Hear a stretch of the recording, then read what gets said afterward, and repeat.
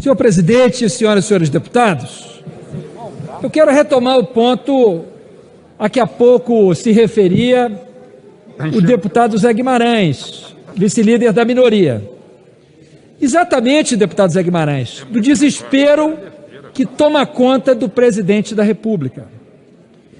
Desespero ao perceber que caminha para uma derrota eleitoral.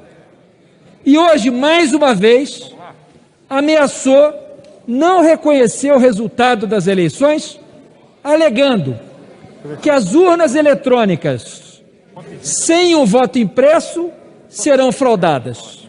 Fez pior, disse que nas eleições com urna eletrônica a fraude é uma constante. Se esqueceu de dizer que foi através dessas urnas, deputado Bongás, que chegou a essa casa e nessa casa ficou por 28 anos. Se esqueceu de dizer que foi por essas urnas que foi eleito há 3 anos atrás, lamentavelmente. Mas que ao ser eleito não viu da parte da oposição o questionamento ao resultado das eleições.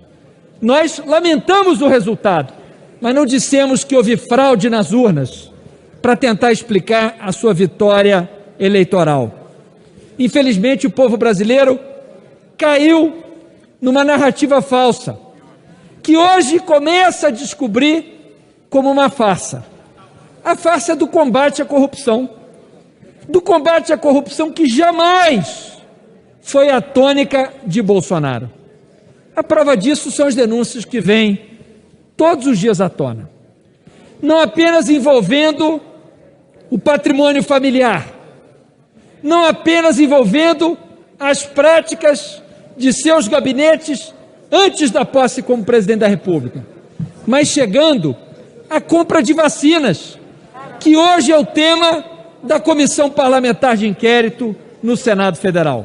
Agora há pouco, a testemunha Roberto Dias recebeu voz de prisão, porque a CPI já percebe a tentativa de mentir, de enganar, de impedir a apuração dos fatos, de um governo que deixou o seu povo morrer com o objetivo de dificultar a compra de vacinas para oferecer as facilidades. A facilidade do dólar em cada dose. A facilidade da vacina, deputada Adriana, como há pouco conversávamos, que foi oferecida por $10 e depois comprada por $15. Uma vacina com tecnologia pior do que vacinas mais baratas, uma vacina não testada, uma vacina insegura, deputado Zé Guimarães, para proteger a vida do nosso povo, e que o governo Bolsonaro correu para comprar, porque seria o último dia de uma vida remediada para os envolvidos na negociata. A pressa de desviar o dinheiro público, sujo de sangue do povo brasileiro, para encher os bolsos de alguns que com isso queriam lucrar. Agora, vemos na CPI senadores governistas que o tempo inteiro fizeram propaganda da cloroquina posarem de defensores da vacina, quando nunca o foram. Nunca o foram. Ao contrário, colaboraram para fazer propaganda de um remédio falso. E eu cheguei a alertar alguns colegas até aqui da casa que insistiam em receitar a cloroquina pela TV Câmara, que um dia a justiça poderia chegar a eles. Porque esse sistema de comunicação da casa não pode servir para se receitar remédio sem eficácia. Doutor Henrique Fontana, Vossa Excelência, que é, além de excelente parlamentar, médico.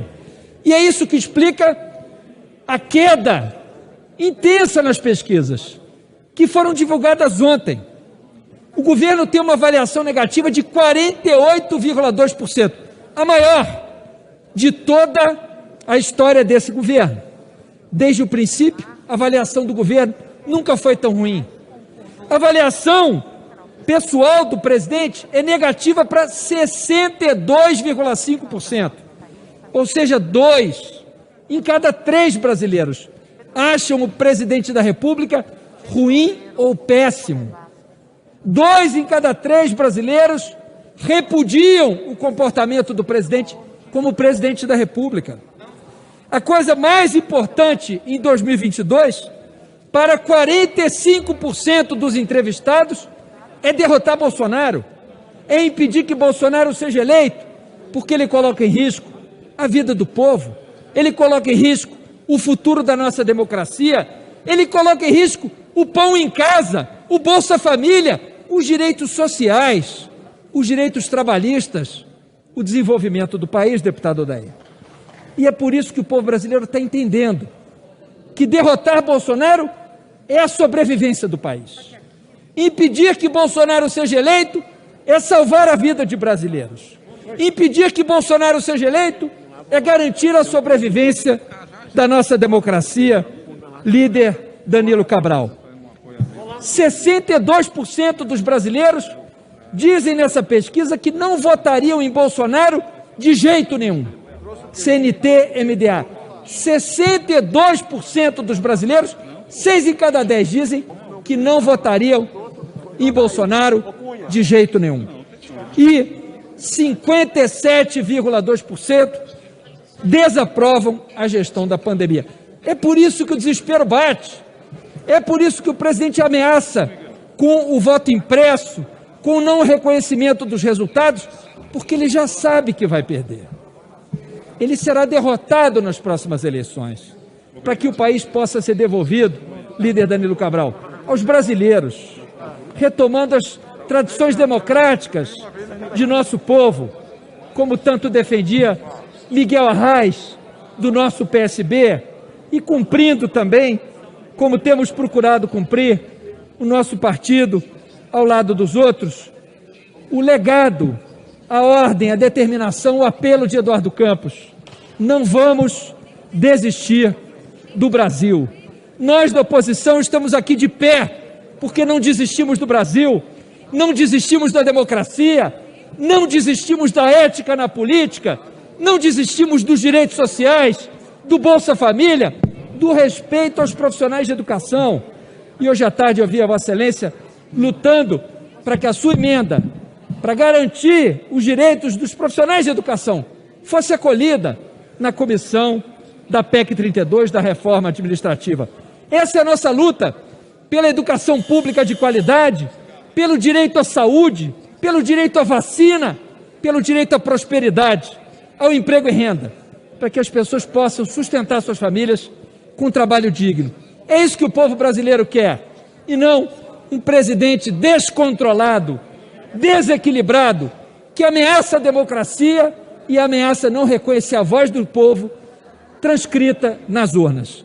Fora Bolsonaro!